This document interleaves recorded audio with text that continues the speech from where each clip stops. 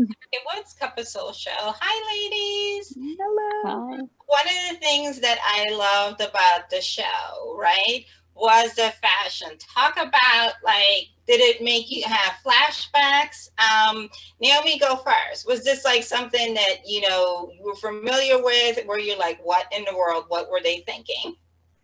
No, not at all. I mean, I love an opportunity to fall into the character and be so different than from what I would like rock myself at the time. So it was a really great opportunity. I specifically remember though wearing certain looks, especially in curls or the pompadour, and being like, I look exactly like my mom or the family album pictures that I've seen. And if I went home and sent a picture to my family, not in wardrobe, but had the hair still going on, they'd be like, you look like a spitting image of your mom. And it just really brought me back to those home videos and how stylish my mom was. And that Suzette is obviously totally stylish as well. So I want to honor that. What about you? Because you definitely went through morphosis. You went from being able to wear your hair and then the wig and the glasses and the very particular sweatshirts. Yeah.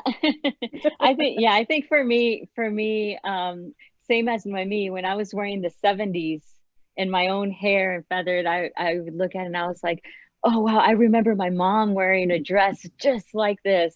And so that was very familiar to me. And those shoulder pads, when I put on, even as Marcela, and wearing them differently as the mom, I remember wearing them in my 20s, with the blazers, and you'd wear with the jeans folded at the bottom and things like that. So even though I was transitioning with Marcela and wearing some of the styles differently, there were certain things that still reminded me of how I would wear them, at those times.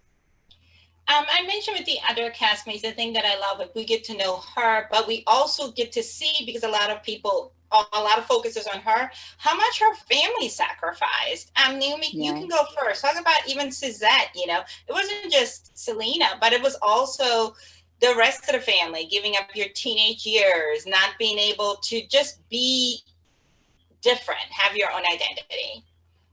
Yes, absolutely.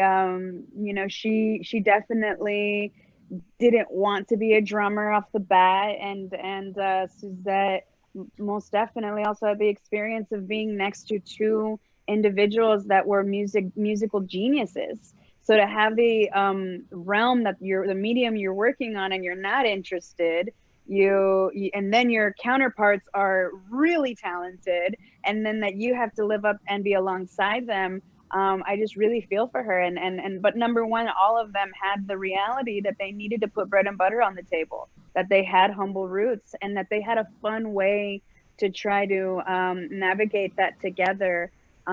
Is beautiful. It's definitely the positivity of having to sacrifice so much. So it was wonderful to play a character that was just so strong because she had to be. Yeah. Absolutely. Did you have any thoughts? Yeah, I think for me as a mom, I found myself at certain times feeling so protective of AB, Hmm. and feeling like, wow, this kid, he worked so hard and gave so much of himself to write these songs and to stay up and just figure it out. And that genius, like, that you see, just like him kind of seeing this one thing and connecting it, and then later on turning it into this hit song.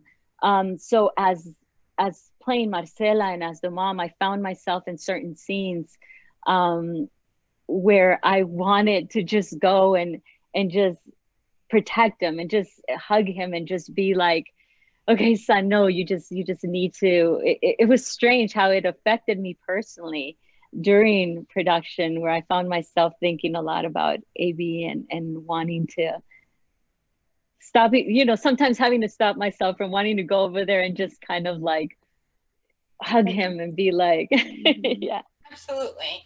Well, I love this series. It's lovely to see all these Latina faces, and to have this story thank told you. from such a loving place. Thank you so much, ladies. Thank you Thank so much.